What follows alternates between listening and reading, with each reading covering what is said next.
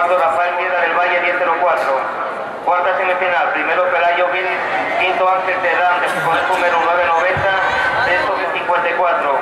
Sexta, Silvia García del Gijón, novena Pablo Alonso del Oviedo, 10.42. Octava semifinal, Perú 9.17, segunda Marta Díaz del Gijón, 9.28. Séptima Noa Álvarez del Estadio, 10.72. Clasifican Oviedo y Patricia Perrino del Náutico.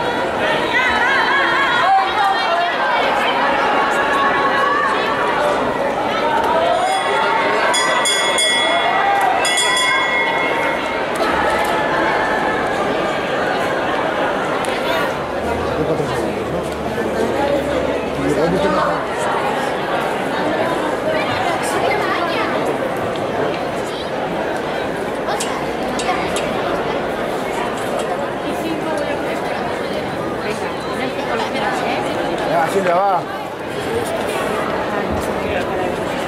Ahora va luciendo.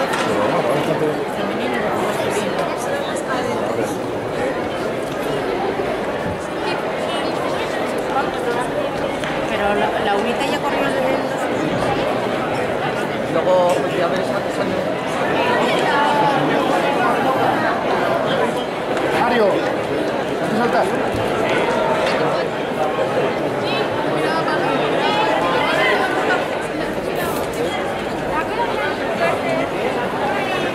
Ahora van a...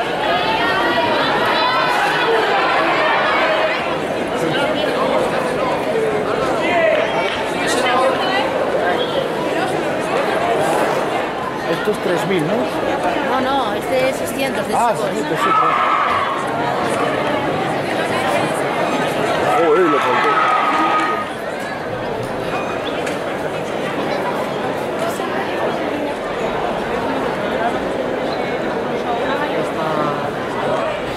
Oye, que el otro día la mina y le va bien.